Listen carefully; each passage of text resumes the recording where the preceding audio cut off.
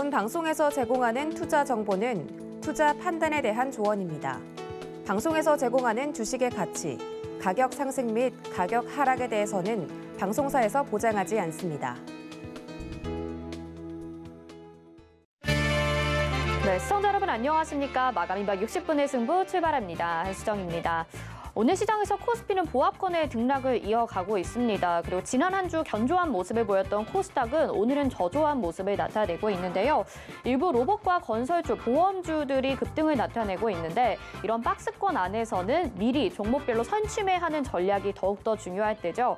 다가오는 4월에는 어떤 업종과 섹터가 유망하게 점쳐지고 있을까요? 한앵커의 이슈 브리핑에서 정리해보시죠. 네, 3월의 마지막 주 경제 일정과 함께 4월까지 전망을 해보도록 하겠습니다. 영국과 프랑스, 독일 등 유럽 주요 국가에서는 지금 스텔스 오미크론이 유행하면서 확진자가 다수 급증하고 있는데요. 이 스텔스 오미크론은 오미크론의 하위 계통으로 델타 변이 유행 당시 유전자 증폭 검사를 통한 검출이 어렵다는 의미로 스텔스라는 이름이 붙여졌죠. 이 스텔스 오미크론은 기존의 오미크론보다 전파력이 30% 정도 더 강해서 유럽 내 재유행 조짐이 나타나고 있습니다. 유럽의 주요국의 스텔스 오미크론 확산은 마스크 착용을 포함한 방역 지침 해제와 부스터샷 접종 부진에 따른 낮아진 면역력이 원인으로 꼽히고 있는데요. 한국은 마스크 의무 착용이 해제된 적이 없고 또 부스터샷 접종률이 63%에 달해서 양호한 편이지만 또 오늘 아침 보도에 따르면 국내에서도 스텔스 오미크론이 우세종을 차지하고 점유율이 56.3%로 높아져서 여전히 주의가 필요한 상황이라고 볼 수 있겠습니다. 자, 이렇게 스텔스 오미크론이 확산이 되고 있는 가운데 여전히 증시는 러시아 우크라이나 장기전과 고유가 등의 인플레이션 압력이 반등을 제한하는 모습이 이어질 것으로 전망되고 있는데요. 종목 간 순환매가 빠르다는 점에서 상대적으로 덜 올랐으며 모멘텀을 받을 수 있는 업종과 종목 중심의 투자 전략이 유리할 것으로 예상되고 또 증권업계에서는 이번 주 코스피 예상 밴드를 2,670에서 2,800포인트로 제시를 했습니다.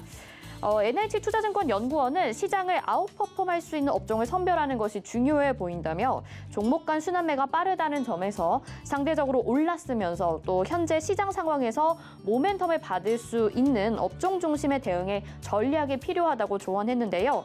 이에 인플레이션 관련주, 엔데믹 관련주, 낙폭 과대 성장주를 추천했고 삼성증권 역시 주간 추천 종목을 내놓았습니다. 다음에 세 가지 섹터로 확인해 볼 수 있을 것 같은데요. 먼저 첫 번째부터 확인해 보시죠. 네, 먼저 금리 인상 여파로 성장주에 대한 관심이 다소 낮아진 상태인데요. 이럴 때일수록 성장주를 보는 것이 오히려 좋다라는 분석들이 나오고 있죠.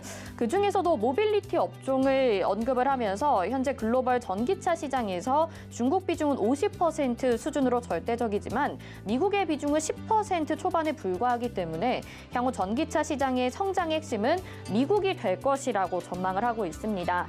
이에 따라서 미국 자동차 OEM 업체들과 협력 관계가 있는 한국의 모빌리티 기업들에 주목하면서 SK이노베이션, LG이노텍, 일진머티리얼즈, 현대오토에버를 추천하고 있습니다. 둘째로 리오프닝과 정책 쪽에서 투자 아이디어를 얻고 있는데요. 국내 1일 코로나19 신규 확진자 수는 30만 명 수준을 웃돌고 있지만 증가세 자체는 둔화되고 있다는 점에 주목을 했습니다. 또한 새로운 방역 정책, 부동산 규제 완화의 수혜를 받을 수 있는 기업들을 봐야 한다며 클래시스, 신세계 인터내셔널, IS 동서 등을 언급을 하고 있습니다. 또 세 번째 보겠습니다. 마지막으로 낙폭 과대에 대한 접근인데요. 적극적인 트레이딩이 어려운 개인 투자자라면 충분히 이익 컨센서트가 조정되었고 과거 멀티플 대비 하방 경직성이 높은 종목에 투자하는 것이 안전하겠죠. 이에 따라서 최근에 낙폭이 나타났었던 네이버 그리고 급등 이후에 낙폭을 보였던 대한유와 덕산 네오루스까지 제시를 하고 있습니다.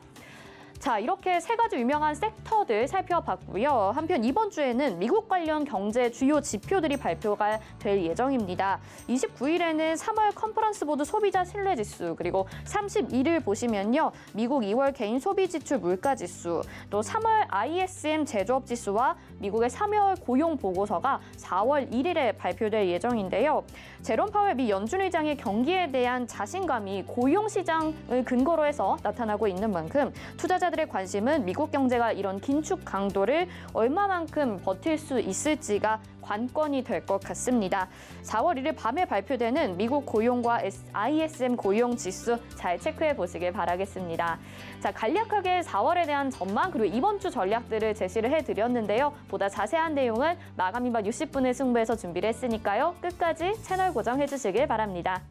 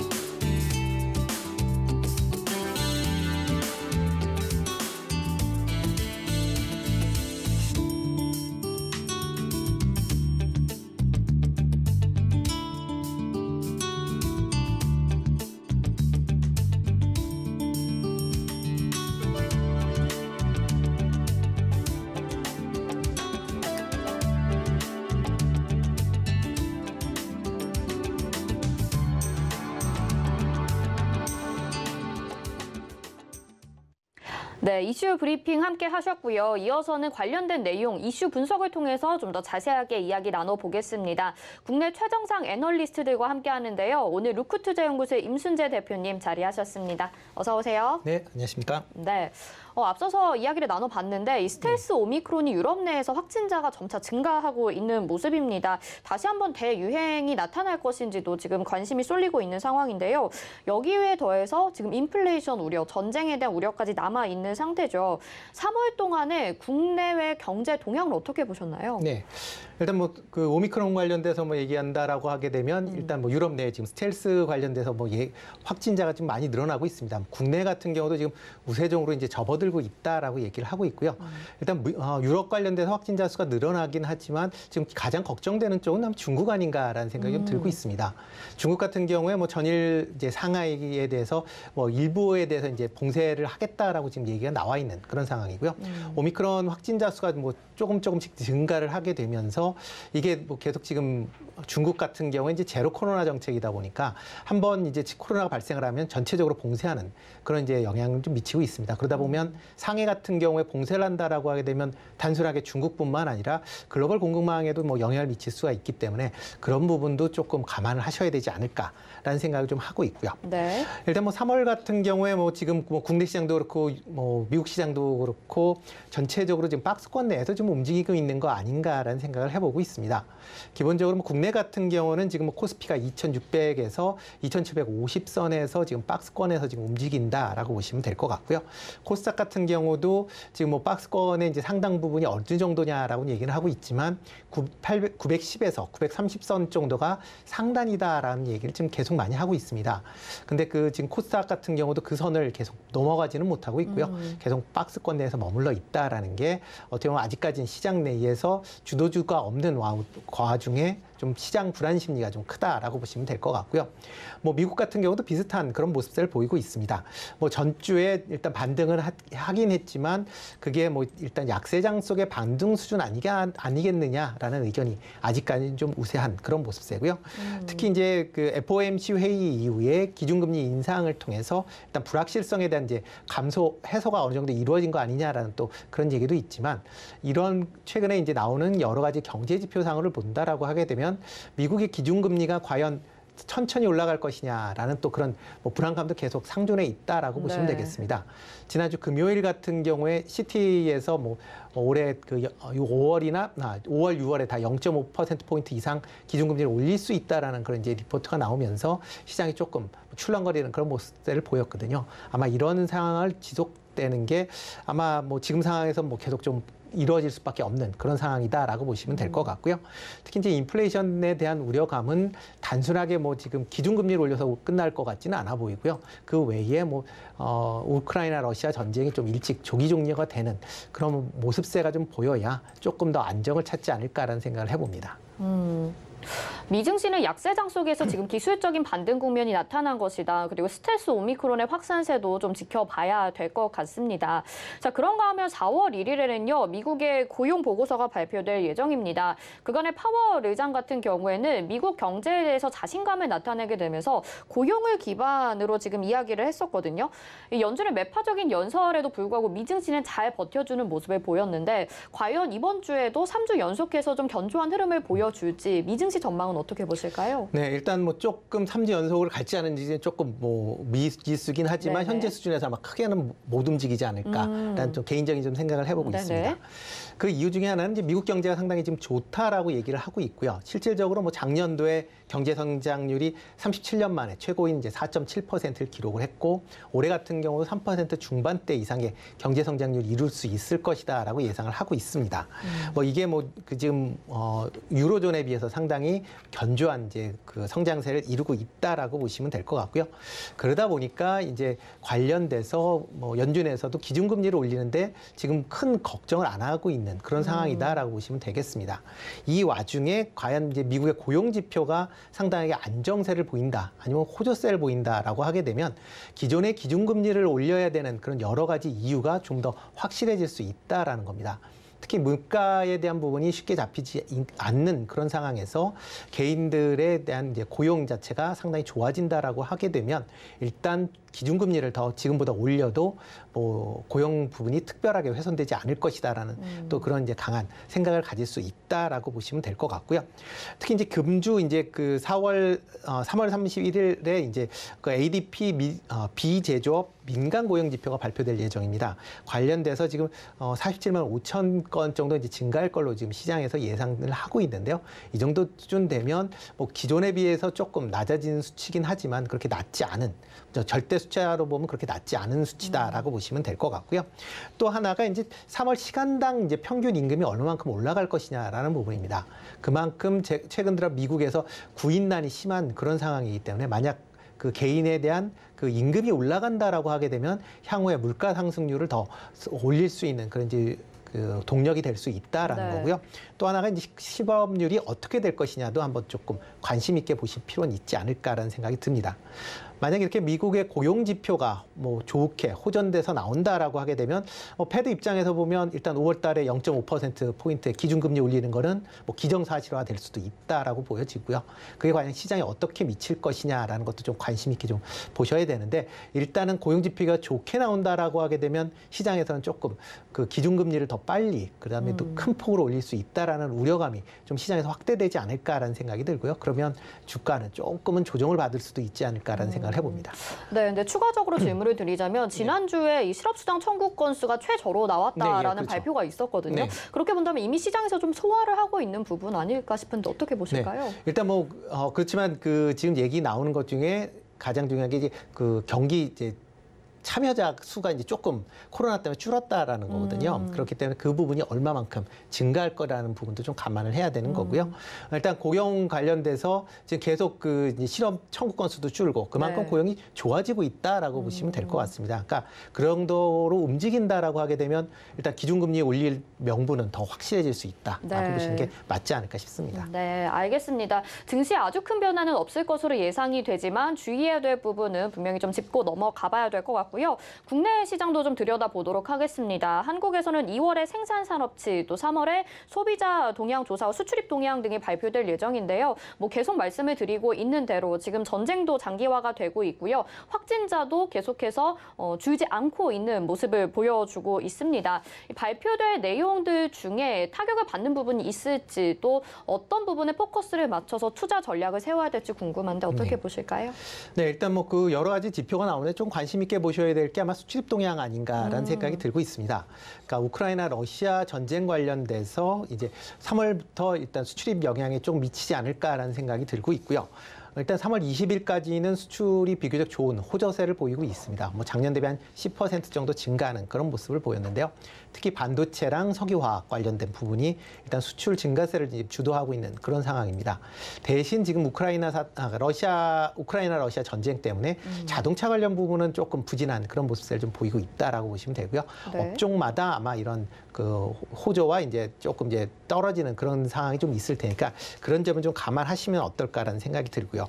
다만 이제 글로벌 원자재 가격이 계속 상승하고 있다라는 게 국내 기업 입장에서 보면 수익성을 좀 악화시킬 수 있는 요소로 충분히 작용할 수 있는 것도 감안을 하셔야 되지 않을까 싶습니다.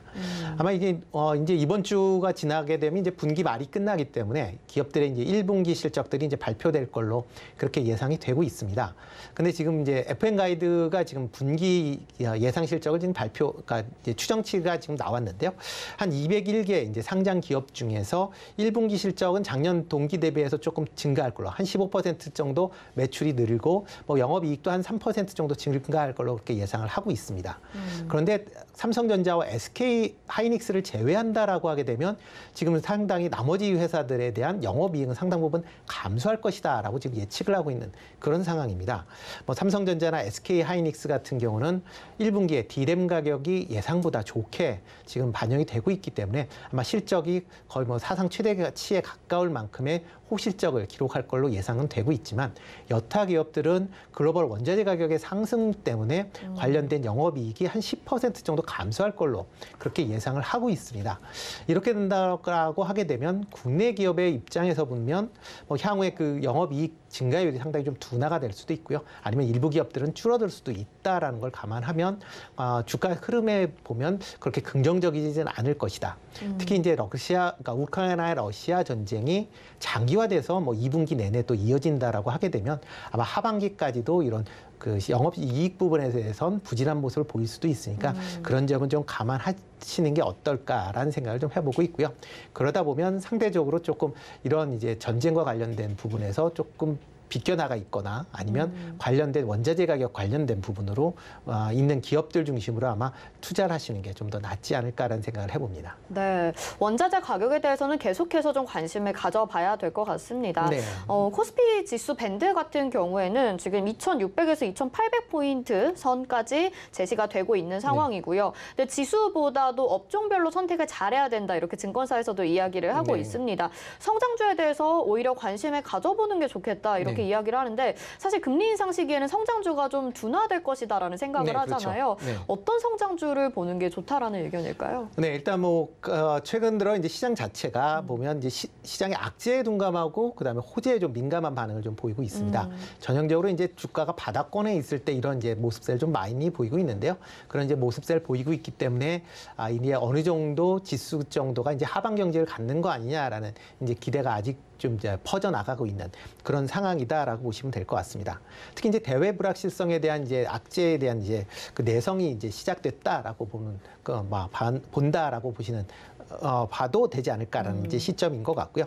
다만 이제 시장을 상승시킬 만한 재료는 아직 뚜렷하지 않다라고 보시면 될 것 같습니다. 나쁘지도 않지만 그렇다고 특별하게 주식 시장이 뭐 급등을 할 수 있는 그런 재료는 또 없다라고 보시면 될 것 같고요.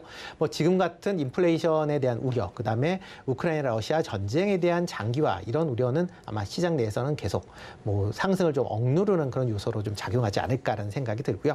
그러다 보니까 이런 부분 때문에 최근 성장주들이 많이 좀 주춤거리고 있는 것도 사실입니다.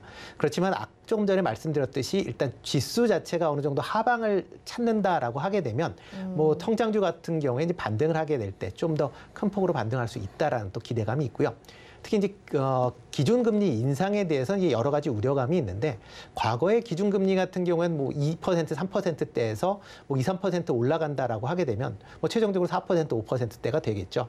근데 최근에 금리는 뭐 1%가 안 되는 수준에서 2%대로 올라간다라고 해도 과거에 이제 2, 3%대 수준밖에 안 된다라는 겁니다. 그렇게 따지면 금리가 지금 뭐 성장주와의 연관관계는 상대적으로 좀 제한적일 수밖에 없을 것이다. 그 이상으로 금리가 더 올라가 올라가야 성장주가 좀 영향을 받지 않을까라는 생각을 좀 개인적으로 해보고 있거든요. 그렇기 때문에 성장주에 관련된 부분은 뭐 단기적인 관점보다는 좀 중장기적인 관점에서 접근하시는 게 어떨까 싶고요. 그렇다라고 하게 되면 좀 낙폭이 커졌을 때는 저점 매수 차원에서 분할 매수하는 것은 그렇게 뭐 나쁘지 않은 전략이다라고 생각이 됩니다. 금리의 영향은 크게 받지 않을 것이기 때문에 중장기적인 관점으로 모아가 보면 좋겠다라는 말씀 성장주에 대해서 해주셨고요. 자, 이제 마지막 질문 좀 드려보도록 하겠습니다. 오미크론 확산세가 정점을 지났다라고 정부는 분석을 하고 있는 상황입니다. 그리고 개인 소비자들 역시 이 서비스나 외부 활동에 대해서 투자를 하겠다라는 발표들이 있는데요. 리오프닝에 대한 기대감 여전히 4월에도 좀 뜨거울 것으로 예상이 됩니다. 과연 회복세를 실질적으로 보일 수 있을지 이 부분은 어떻게 보실까요? 네, 오미크론 확진자 수가 뭐 일단 정부에서는 정점을 지난 거 아니냐라는 뭐 얘기를 하고 있는 상황이고요. 실질적으로 요즘에 이제 선별검사소 가면 사람들이 많이 줄어 있습니다. 네. 그러니까 뭐 저도 뭐 계속 이제 활동을 하니까 일주일에 한 번씩 이제 선별검사소에서 이제 네. 검사를 받고 있는데요. 근데 예전에 비해서 많이 줄었습니다. 그러니까 검사 받는 검사 수가 줄었기 때문에 지금 인원수가 준 거 아니냐라는 그런 생각을 들고 있으니까요. 그렇다 따지면 정점이 지났느냐라는 부분 좀 더 지켜보셔야 될 것 같고요. 다만 이렇게 이제 정점이 지나지 않더라도 아마 그 리오프닝 관련 쪽으로는 계속 좀 관심은 가지실 필요는 있다라고 생각이 되고 있습니다. 그 이유 중에 하나는 뭐 코로나 정책에 대한 뭐 여러 가지 정책이 있지만 계속 뭐 불만 사항들이 많은 그런 상황이고요. 특히 이제 거리두기 완화에 대한 게 계속 이루어질 것이다라는 기대감도 있다라고 보시면 될 것 같습니다. 다만 현재 이제 리오프닝 관련주 중에서 일부 종목들 같은 경우는 코로나 이전 수준으로 가격이 충분히 회복돼 있는 것도 감안을 하셔야 됩니다. 뭐 기업 실적은 특별히 증가한 건 없는데 일단 향후의 기대감 때문에 지금 주가 상승 부분이 상당히 크다라고 보시면 될 것 같고요.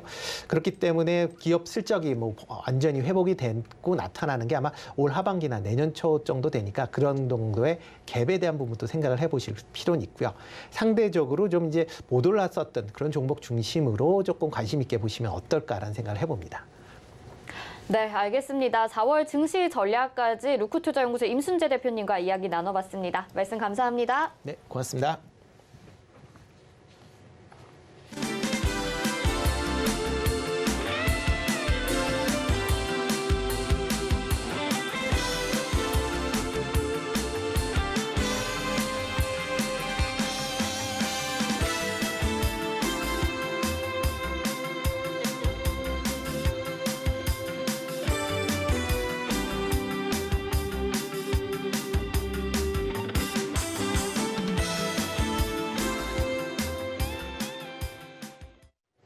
네, 이어서는 키워드 식스센스 시간으로 가보도록 하겠습니다. 저희가 6가지 키워드와 함께 6가지 특징으로 시장을 정리하고 있는데요. 오늘은 이베스팅 코리아의 이주호 전문가와 함께하겠습니다. 전문가님 안녕하십니까? 네, 안녕하세요. 반갑습니다. 네, 자 오늘 시장을 또 어떻게 보셨는지 한마디를 들어봐야 될 것 같은데요. 한마디 해주시고 키포인트까지 정리 같이 해주시죠. 우선은 러시아 우크라이나 전쟁 리스크가 계속적으로 이어지고 있다라고 이렇게 좀 볼 수 있겠고요. 그뿐만이 아니라 미국 연준 위원들이 계속 매파적인 발언을 함으로써 이제 국내 증시가 그의 영향을 받아 좀 힘을 내지 못하고 있다. 이렇게 볼 수 있겠는데요. 아무래도 1월, 2월에 하락했던 가장 큰 요인 중에 하나가 바로 미국의 통화 정책에 대한 불확실성 부분이었는데 이제 그때 연준 위원들이 우리 50bp 빅스텝 가야 된다 이렇게 얘기를 했었는데 오히려 이제 3월에 25bp 인상 베이비 스텝으로 발표를 하고 나서 증시가 어느 정도 반등해줬으나 다시 지금 5월에 50bp 인상을 해야 된다는 이슈가 계속 나오면서 이제 국내 증시가 좀 힘을 내지 못한다. 미국 증시는 그에 비해서 빅테크 기업들의 실적 호조로 인해서 실적이 좀 약간 강하게 나올 것으로 예상됨에 따라 상승세를 계속 이어가고 있는데 국내 증시는 아직 그에 대한 뭐 방향성이나 이런 부분 잡지 못하고 계속 지지부진한 모습을 보이고 있다. 좀 이렇게 볼 수 있겠습니다. 그리고 여기에 더불어 오늘 중국 상하이 코로나 재확진자 수가 늘어남에 따라 전면 봉쇄 결정을 함으로써 아시아 증시 전반적으로 약세를 보였고요. 그로 인해 국내 증시도 좀 오늘 힘을 내지 못하고 지지부진한 모습 보였다. 그렇게 볼 수 있겠고요. 그다음에 아직도 로봇 관련주들 그리고 부동산 정책이라던가 이런 정책 관련주들은 강세를 보이고 있습니다. 그렇기 때문에 우리 시장에서 좀 개인 투자자분들이 투자하시기에 상당히 지금 힘든 장세예요. 왜냐면 종목 장세이기 때문에 정말 가는 종목들만 가고 수급이 들어오는 쪽에 쏠리는 현상이 많이 발생하기 때문에 개인 투자자분들이 좀 많이 힘드실 거다. 좀 저는 이렇게 보고 있습니다. 그렇기 때문에 오늘도 마찬가지로 방향성 특별하게 내지 않고 지금 계속 지지부진한 모습을 보이고 있고요.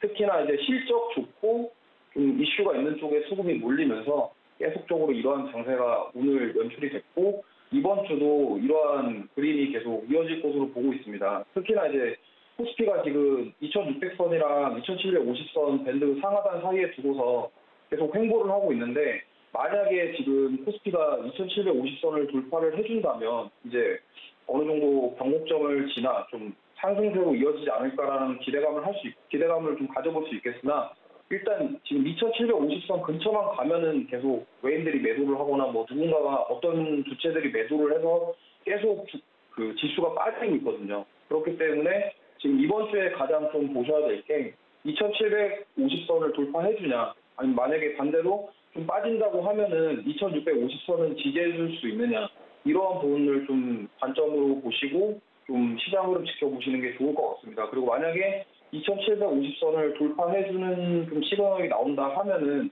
이제 조금 어느 정도 변곡점을 끝나고 추세가 상승 쪽으로 가는 게 아니냐 이렇게 볼 수도 있겠지만 결국의 변수는 러시아 우크라이나 전쟁과 미국의 통화 정책에 대한 불확실성 이 부분들이 아직 남아있기 때문에 아직 완전히 상승으로 전환했다고 마음을 편하게 안도할 수는 없고요. 물론 이제 저가 매수라고 볼 수 있는 종목들이 좀 많이 있고 그런 섹터들이 많이 보이고 있는 상황이에요. 하지만 그런 흐름들을 좀 주시하셔서 좀 종목을 선별하셔가지고 매수 관점으로 접근하시는 게 좀 저는 좋다고 보고 있습니다.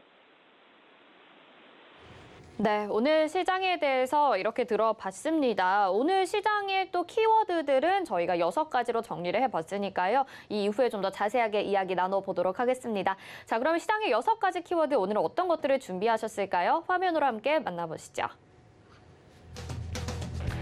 네, 키워드 식스센스 확인해 보겠습니다. 오늘 국제 유가 상승에 따라서 정유주들의 실적이 최대로 기대가 된다라는 소식에 관련주들 부각을 받고 있습니다. 또 부동산 규제 완화 기대감으로 오늘은 또 리모델링과 관련한 부동산 건설주들이 상승을 하고 있는 모습 보여지고 있죠. 또 로봇 산업, 주요 기업이 로봇 사업을 육성한다라는 소식에 곽강을 받고 있는 로봇주들 오늘도 일부 관련주들이 급등 양상 나타내기도 했습니다. 또 알루미늄 관련주들도 급등하고 있는데요. 남선알미늄 아까 오늘장 내일장에서도 이야기를 드렸습니다. 러시아향 수출 제재 소식으로 인해서 알루미늄 관련주들 다른 종목들도 좀 두각을 드러내고 있고요. 비트코인 관련주들 보겠습니다. 가상화폐 관련주 상승한다라는 소식 지난주부터 이어지고 있습니다. 또 오늘 시장에서 손해보험 키워드 꼽을 수가 있을 것 같은데요. 실적 기대감을 가지고 있는 섹터죠. 자, 이렇게 키워드 식스센스 확인해봤고 여기에서 관련 특징주들 6가지 확인해 보겠습니다. 국제유가와 관련해서는 S-오일 가지고 나오셨고요. 또 부동산 규제 완화 기대감으로는 서희건설을 가지고 나오셨습니다. 로봇에서는 에브리봇을 특징주로 가지고 나오셨고요. 알루미늄 관련주로는 사마알미늄, 그리고 가상화폐 관련주 비덴트 빼놓을 수 없겠죠. 오늘 손해보험에서는 메리츠 화재 가지고 나오셨고요. 이 중에서 3가지 골라보도록 하겠습니다. 네, S-오일과 서희건설, 메리츠 화재 이렇게 3가지를 준비해 주셨습니다. 네, 6가지 특징주들 중에서 3가지를 꼽아봤습니다. 이에 대해서 고스톱 나눠보고 좀 더 자세한 이야기로 들어가 볼 텐데요. S-오일 이야기 나눠보도록 하겠습니다. 국제유가가 상승하게 되면 이 S-오일이라는 종목 빼놓을 수가 없을 것 같은데 지금 고일까요, 스톱일까요?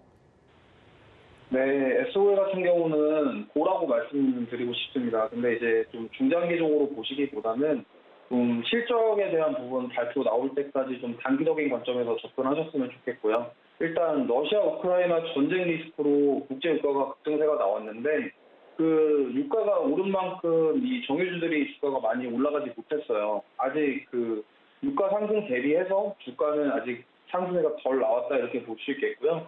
특히 1분기에 사상 최대 실적을 바탕으로 그 당분간 시세가 나올 것으로 좀 예상을 하고 있습니다. 근데 만약에 이제 실적에 대한 부분 모멘텀은 알겠다 이렇게 볼 수 있겠는데 만약에 여기서 러시아 우크라이나가 전쟁이 종결이 된다거나 어떤 회담이 잘 돼가지고 이제 그런 이슈가 나왔을 때 차익 실현 매물이 나올 가능성이 있기 때문에 일단은 실적에 대한 기대감은 분명히 있습니다만 그런 단기적으로 시세가 나오고 어쨌든 차익 실현 매물이 나올 수 있다. 그런 헤드라인 뉴스나 이슈에 의해서 차익 실현 매물이 나올 수 있기 때문에 단기적으로 대응하시는 게 좋다고 판단하고 있고요. 물론 이제 이렇게 실적 좋고 좀 그런 대형주들 선호하시는 분들의 경우에는 좀 중장기적으로 투자를 하시는 분들이 많이 계실 거예요. 근데 이제 어쨌든 오늘 좀 강한 상승 나왔고 그리고 중장기로 보시는 것도 나쁘진 않습니다만 어쨌든 러시아 우크라이나 전쟁에 대한 이슈로 인해서 유가가 급등이 올랐기 때문에 그 부분이 해소가 된다고 한다면 그 부분에 대한 차익 실현 매물이 나올 수 있으니 그 부분에 대해서 좀 대비를 하셔서 매수 관점으로 접근하셨으면 좋겠습니다.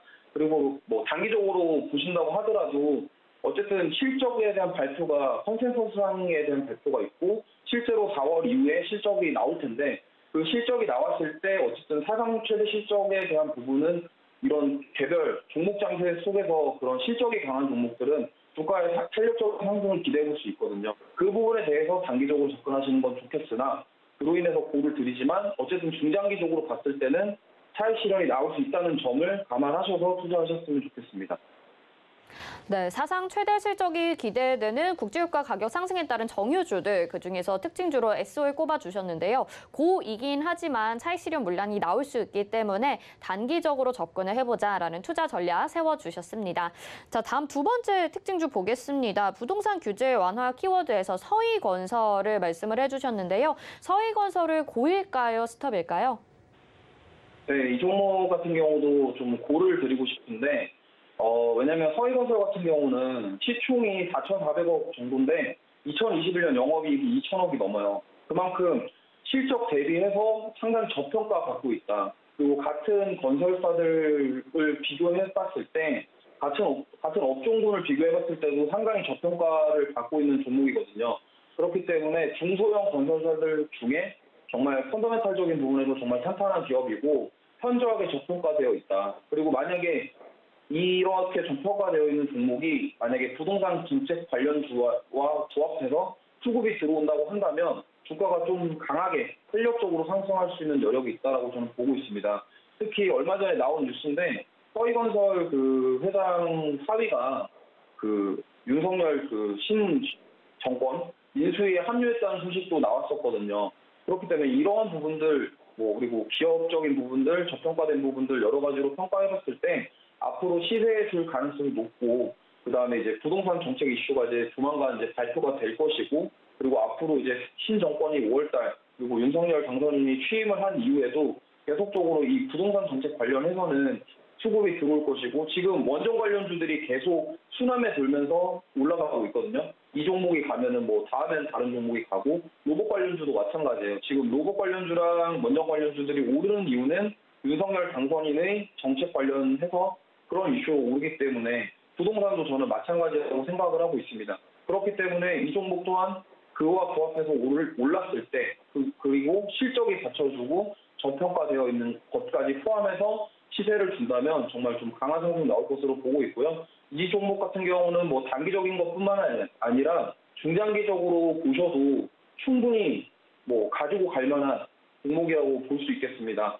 정말 빼놓을 만한 게 없어요. 왜냐면 이 정도면은 사실은 시총 대비해서 영업이익이 50%나 된다. 이거는 정말 어떻게 보면은 정말 평평하고 말도 안 되는 그런 저평가 기업이거든요. 그렇기 때문에 그 부분을 유심해서 보시고 서희건설 같은 경우는 특히 이제 플랜트 사업도 하고 건설도 하고 여러 가지 사업을 하지만 특히 재건축하는 쪽에 약간 많이 수주를 받는 형태예요. 그러니까 예를 들어서 신규 지역 택지 개발이나 이런 거 해가지고 짓는 것도 있겠지만 재건축 쪽에 서희건설이 많이 하거든요. 그래서 아파트 브랜드로는 서희스타일스가 있고요. 그리고 재건축 위주로 많이 시공을 하기 때문에 그런 부동산 정책 그리고 서울시장과 비롯해서 윤석열 당선인의 정책과 부합해서 앞으로 시세를 줄 가능성이 높다. 좀 이렇게 보시면서 매수 관점으로 접근하셨으면 좋겠고요. 그렇기 때문에 저는 고를 드렸습니다. 네, 서희건설 중소형 건설주로 또 정책 테마와 엮이면서 고라고 외쳐주셨습니다. 다음 세 번째 특징주 살펴볼 텐데요. 이번에는 메리츠 화재입니다. 오늘 보험주, 특히 손해보험사들이 좀 두각을 드러내고 있는데 메리츠 화재는 계속해서 고일까요? 아니면 스톱일까요? 네, 오늘은 세 종목 다 보네요. 이 예선에도 저는 고를 말씀드리고 싶습니다. 일단은 1분기 실적에 대한 기대가 실적이 너무 잘 나왔고요. 특히 2021년 실적도 잘 나왔고 분기 실적도 잘 나왔기 때문에 앞으로 그 실적에 대한 부분 그리고 1분기까지 이러한 실적이 이어질 것이라는 기대가 그런 것들 때문에 이제 저는 고를 드렸고요. 그리고 최근 시장 흐름 자체가 계속적으로 이제 개별 이슈에 의해서 움직이거나 어떤 정책 관련해서 그런 가는 녀석들만 가는 이런 종목 장세의 흐름이기 때문에 사실 개인 투자자분들께서 왜 내가 보유한 종목만 하락하지? 약간 이런 소외감을 느끼실 수 있는 장세예요. 그렇기 때문에 이러한 장세에서는 특히 이제 좀 약간 선별해서 좋은 실적이 좋은 종목들, 탄탄한 기업들이 좀 선별하시는 게 좀 좋다고 보고요. 예전에 이제 코로나 이후에 주가가 많이 빠지고 나서 이제 주가가 많이 오를 때는 사실은 상승장에서는 어떤 종목을 매수하더라도 좀 쉽게 수익을 볼 수 있는 경험을 많이 하셨을 거예요. 근데 2022년 1월부터는 본격적으로 이제 부정장이 나오고 하락장이 나오면서 그동안 이제 개인 투자자분들이 정말 많이 힘드셨을 거고 그때는 이제 시장이 많이 빠지면서 실적이 좋은 종목들도 많이 빠졌어요. 근데 그럼에도 불구하고 그 하락장에서 실적이 좋았던 종목들은 크게 많이 빠지진 않았다. 그렇다 하면 이제 다시 전환이 되는, 그러니까 추세 전환이 되려고 하는 그 변곡점 구간에서 이런 시장에서 실적이 좋은 종목들을 가지고 가신다는 거는 저는 상당히 메리트가 있다고 보고 있고요. 그리고 이렇기 때문에 사실 정유주와 마찬가지로 이 부분도 실적 때문에 저는 오늘 들고 나왔는데요. 사실 1분기, 그러니까 올해 1분기 실적이 발표되는 시점까지 이렇게 실적에 대한 모멘텀은 계속 살아서 움직일 거다. 그렇기 때문에 단기적으로 대응하시되 앞으로 추가 실적에 대한 부분은 잘 체크하셔서 대응하시는 게 좋다고 보고 있고요.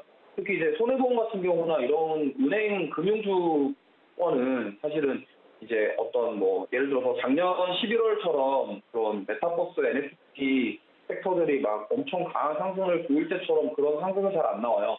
특히 이런 금융이나 이런 보험 같은 경우는 배당을 놓으시고 들어가시는 분도 많고 좀 중장기 쪽으로 보시고서 1년, 2년 그 많게는 5년, 6년 이렇게도 길게 보시고 투자하시는 분들이 많은데 어쨌든 저는 길게 보셨다고 하더라도 이제 이 종목 같은 경우는 하락장에서도 크게 많이 안 빠지고 잘 버텨줬고 그럼에도 실적이 나왔기 때문에 이제는 만약에 시장이 올라가고 추세가 전환이 되어서 상승으로 올라간다고 한다면은 아무래도 저는 시세를 조금 더 많이 줄 수 있는 종목이다. 좀 이렇게 보고서 고를 드렸습니다. 그렇기 때문에 이제 투자자분들이 좀 주의하셔야 될 게 이런 겁니다. 시청자분들께서도 사실 지금 중요한 거는 방향성이 아직 뚜렷하지 않아요. 코스닥 같은 경우 지금 정고점을 돌파하면서 그런 지난주에 계속 상승이 나왔던 부분은 아무래도 이제 정책 관련주라던가 그런 원전, 로봇 이런 것들 그리고 메타버스 이쪽에 수급이 들어왔을 때 보통 그쪽 섹터 종목들이 코스닥에 포진이 되어 있는 종목들이 많이 있었어요. 그러다 보니까 코스피에 비해서 코스닥이 좀 강한 상승이 나왔다. 그렇다고 해서 그 코스닥 종목들을 그럼 따라가야지 나는 그럼 코스닥 종목을 매수할 거야. 이렇게 매수했을 때 또 조정이 나오면서 또 손실을 볼 수 있는 그런 가능성이 있거든요. 그렇기 때문에 이렇게 개별 장세가 계속 이어지는 시장에서는 좀 정말 옥석 가리기가 되게 중요하고 그런 실적이 받쳐주는 종목들 그런 종목들이 조정이 나와도 덜 빠지고 버티고 오히려 반등이 나왔을 때는 탄력적으로 상승하는 이러한 형태가 이어집니다. 특히 예전에 2008년 리먼 사태 이후에 국내 증시가 2011년부터 16년까지 박스권 장세를 유지했었어요. 특히 코스피 같은 경우가. 근데 이제 그때 강하게 상승했던 종목들은 대부분 다 실적이 좋은 그때 이제 많이 올랐던 게 현대차라던가 어떤 우리 그런 대표적인 경기 민감주들 그런 실적으로 상승하는 종목들이 많이 올랐거든요. 그럼에도 그렇게 봤을 때 그런 관점에서 봤을 때 최근 이렇게 3월부터 계속 박스권 장세가 이어지는 이런 장세에서는 어쨌든 실적이 받쳐주는 종목들을 고르셔서 그런 옥석 가리기를 통해 매수를 하셔가지고 끌고 가보시는 게 좋은 방법이라고 저는 생각합니다. 그래서 메리츠 화재도 저는 고를 드렸습니다. 네, 알겠습니다. 실적에 대한 중요성 그 어느 때보다 강조를 해주셨는데요. 오늘 이렇게 세 가지 특징주들 고스톱 나눠봤습니다. 이주호 전문가님 오늘 말씀 고맙습니다. 네, 감사합니다.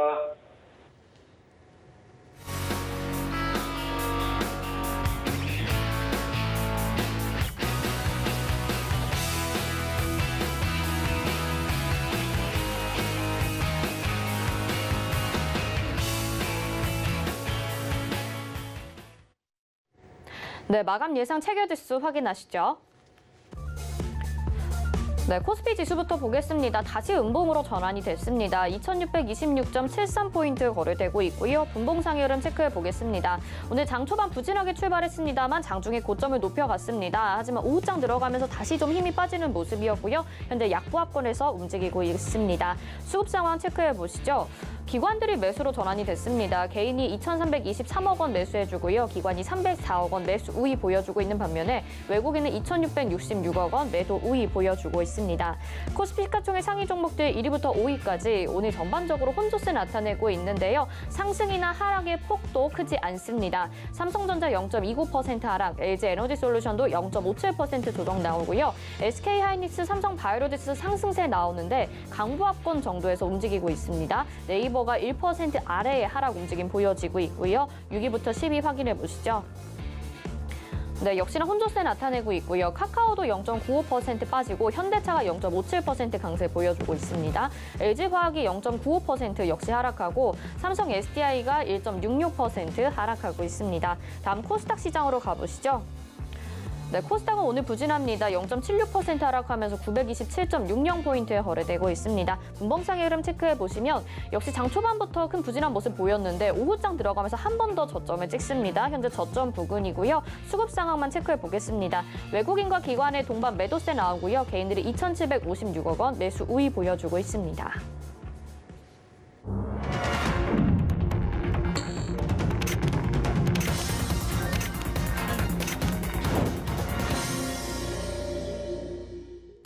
네, 오늘 장 이렇게 마감이 됐습니다. 오늘 국내 시장은 혼조세를 보여주면서 다소 좀 아쉬운 모습을 보여줬는데요. 미증시에 비해서도 좀 약한 모습을 보이고 있고 계속해서 박스권 장세가 나타나고 있습니다. 시장 어떻게 분석을 해보면 좋을지 이정수 파트너 연결해 볼 텐데요. 연결해 보도록 하겠습니다. 파트너님 안녕하십니까? 네, 안녕하세요. 신한수의 이정수 파트너입니다. 네, 자 오늘 시장 어떻게 보셨는지 또 이슈와 특징주들 함께 분석 도와주세요. 네, 자 오늘 시장은 제가 아침서부터 굉장히 애매하다라고 말씀을 드렸는데 애매하다 말씀 표현을 드리는 것은 변곡점 구간에 들어가서 그래요. 자 이제 3월 말일이죠. 이번 주가 이제 3월 달 마지막째 주이고 4월로 들어가기 전에 웬만한 지금 이제 감사 보고서들은 다 이제 나왔고 안 나온 애들 중에서는 이제 상장 폐지로 들어가는 이슈는 이제 마무리가 될 겁니다. 거기다가 주총도 이번 주에 계속 오늘서부터죠. 오늘서부터 이번 주 목요일까지가 4월 전이니까 이번 주 목요일 31일까지 상장사의 1,536개인가요? 거의 대부분이 이제 주주총회를 열기 때문에 슈퍼 주주총 데이 이렇게 표현하기도 하는데 그래서 여러 가지 이제 그런 부분들도 있고 그다음에 지수적으로도 여기서 2,750을 안착을 하고 2,800으로 갈 거냐? 아니면 밑으로 흔들릴 거냐 아마 그 부분이 이번 주에 결정이 될 겁니다. 그래서 내일 2,750을 안착을 하면 일단 2,800으로 간다고 보는 거죠. 그래서 안착이 되면 위로 올라가는 건데 안착을 못하고 내일 음봉으로 떨어지면 단기간은 조정을 받아야 됩니다. 근데 이거를 결정짓는 거는 우리나라 시장 혼자서는 그렇게는 안 갈 것 같고요. 미국 시장이 오늘 올라갈 거냐 말 거냐 이 부분이 일단은 좌지우지할 것 같은데요. 미국 시장이 여기서 만약에 오늘 좀 떨어지고 이번 주 내내 계속 밀린다. 우리나라 시장도 혼자 올라가는 일은 없을 겁니다. 그러면 약간 밀렸다 움직일 거고요. 미국 시장이 여기서 위쪽으로 오늘 밤에 올라가는 모양을 보인다. 그럼 당분간은 단기적으로는 미국 시장도 강세를 보여주면서 우리나라 시장도 2,800으로 올라가겠죠. 그럼 거기에 맞춰서 떨어질 경우랑 올라갈 경우랑 이거를 잘 여러분들이 전략을 잘 세워서 지금 시장을 대응해주면 되는데 아직 조정이 시작된 것도 아니고 아직 빠진다 이것도 아니에요. 그러니까 지금 그런 변곡점이 올라갈 거냐, 떨어질 거냐, 그 변곡점에 지금 들어와 있는 상황이니까 너무 무리하면서 공략을 하지 말고 잘 때려보고 있다가 지수가 안착이 되거나 2750을 뚫어버리면 그때는 열심히 또 매매로 열심히 들어가면 됩니다. 어차피 이게 뚫으면은 그 강세가 또 이어지니까. 근데 음봉으로 많이 떨어지는 일이 벌어지는데 또 계속 물타기 하겠다고 주식을 계속 산다. 그러면은 밑으로 떨어질 때 2600으로 떨어지게 되면은 그때에서 오늘이 어제가 고점이 돼버리니까 만약에 음봉으로 떨어지면은 일부 조금 현금화를 하든가 아니면은 분할 매수할 수 있는 돈이 있다면 함부로 사지 말고 밀릴 때까지 기다려야 됩니다. 근데 이거 아직 떨어졌다는 얘기를 하는 건 아니에요. 내일 안착이 되는지 올라가는지 그걸 확인을 하면서 들어가야 되는데 떨어진다 싶으면 추가 매수 물타기가 아니고 일단 기다려야 된다는 거 분명히 좋은 기회가 있을 겁니다. 그래서 떨어진다 그래서 겁낼 것도 없고요. 올라간다 그래서 아쉬울 것도 없어요. 올라가면 올라가는 대로 잘 쫓아 들어가면 되죠. 떨어지면 떨어지는 대로 기다렸다 사야 됩니다. 떨어지자마자 바로 사면은 좋은 기회를 다 발로 차는 경우가 되니까. 근데 아직 떨어질지 올라갈지 하루 이틀 더 봐야 돼요. 그래서 야구 선수들도 뭐 공을 하나 투수가 던지는 거 하나만 보고 그다음 공이 뭐 나오는지를 금방 알고 뭐 바로 치지는 않으니까 그러니까 하나 두 개 좀 보고 나서 감이 잡히면은 이제 예측을 해갖고 이제 타자들도 그래서 공을 몇 개를 보잖아요. 그런 것처럼 약간 지금은 관망을 하면서 하루 이틀 정도는 시장이 어느 방향으로 가는지 좀 두고 볼 필요는 있다. 그러니까 여기서 좀 무리하기보다는 무리해서 뭔가를 막 쫓아가려고 막 하는 것보다는 하루 이틀 정도 좀 보고 있다가 지수가 강한지 약한지 그런 부분들을 아침에 이제 실전 매매 정수에서 시장은 아침에 다 얘기를 해드리니까 그때 들어오시거나 아니면 신한수 때 이때 챙겨보시면서 이따가 소통 시간대에서도 좀 더 자세한 얘기를 해드리면 거기에서 여러분들이 앞으로의 시장 또 4월장 또 여러분들이 이제 또 4월장도 또 매매를 해서 또 돈을 벌어야 되니까 뭐 이따가 말씀을 드리도록 하겠고요. 자, 그럼 종목 2개 한번 살펴보도록 하겠습니다. 자, 오늘의 테마주 2개, 남선 알루미늄. 자, 오늘 알루미늄 관련주들이 굉장히 강했는데, 자, 지금 상한가가 들어가긴 했지만, 분차트를 보니까 굉장히 지저분하게 결국은 상한가를 간 거죠. 이게 억지로 상한가라고 그러는데, 거의 등 떠밀듯이, 너 상한가 가라고 등 떠밀듯이 약간 그런 느낌으로 지금 상한가를 갔어요. 글쎄 내일도 강한가 좀 살펴봐야 되는데 일단은 뭐 이슈는 호주에서 러시아 쪽으로의 그 러시아향 알루미늄 수출 금지에 따른 알루미늄 강세 이렇게 이제 기사가 나왔는데요. 우크라이나의 추가적인 군사 및 인도적인 지원 방안을 발표를 한 그 호주가 러시아의 알루미늄과 알루미나 이게 이제 알루미늄 강석 이런 거를 이제 수출을 금지한다고 밝혔는데.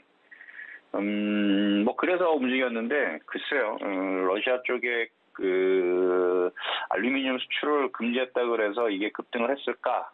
하는 부분에서 이미 진작에 벌써 알루미늄 가격은 상승하고 있었는데, 그때는 안 오르고 왜 지금 오를까?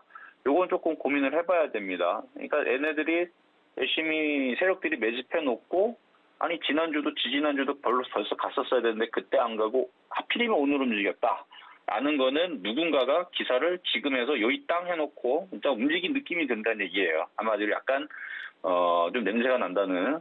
그래서 지금 이 기사에 쫓아가기에는 좀 아닌 것 같습니다. 뭐 근데 이제 올라갔기 때문에 보유한 사람들 입장에서는 어쨌든 뭐 나쁘지는 않은데 하필이면 지금 이제 그런 기사가 나와가지고 왜냐면 지난주도 지지난주도 분명히 그런 비슷한 류의 느낌들은 있었거든요. 근데 안 움직이다가 이제서야 움직이는데 괜히 올라갔 때 쫓아 들어가면 물릴 것 같으니까 일단은 뭐 관망 내지는 조정 시 공략을 하시는 게 나을 것 같고 뭐 그 외에서도 알루미늄 그 세계 알루미늄 협회가 있는데 거기에 얘기에 따르면은 글로벌 알루미늄 수요가 2030년도까지 40% 정도 가격이 급등할 것으로 뭐 전망했다 이 얘기까지 덧붙여 갖고 움직인 것 같은데 그 외에서도 남성 알루미늄 SM그룹 이제 그쪽 계열사거든요. 근데 그쪽에서 이제 쌍용차 인수 후보로 뭐 이슈가 좀 되고 있다. 뭐 이런 것 때문에 이제 움직인 것도 있어요. 더불어 있는데 어쨌든 그것보다는 알루미늄 가격 상승에 따른 강세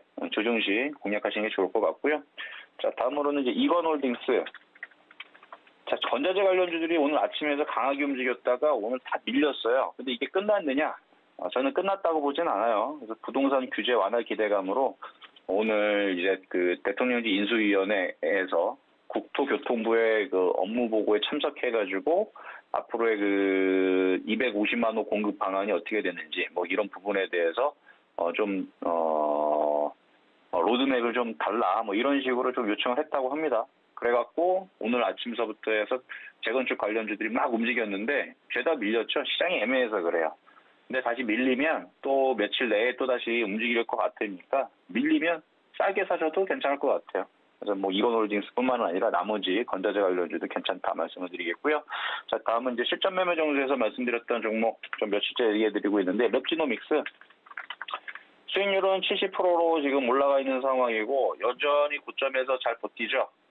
30일까지 이 주식을 가지고 있으면은 무상증자를 2주를 준답니다. 한 주를 갖고 있는 사람들은. 그래서 아직도 안 빠지고 있는데 아마 무상증자 받고 나서 다시 권리락이 떨어지고 움직이게 되면 다시 상승할 가능성이 있습니다. 뭐 가격은 바뀌겠지만 어쨌든 그렇다는 거. 그래서 수익률은 더 많이 날 거다라는 거 말씀 좀 드리겠고요.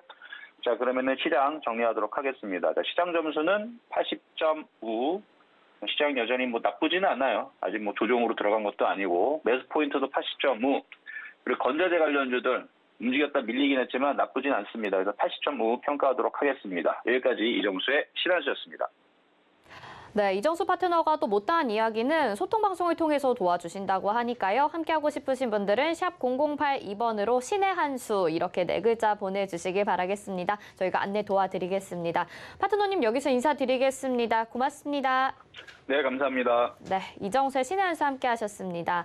마감 임박 60분의 승부 저희가 준비한 소식 여기까지고요. 저희는 여기서 마치겠습니다. 시청해주신 여러분 고맙습니다.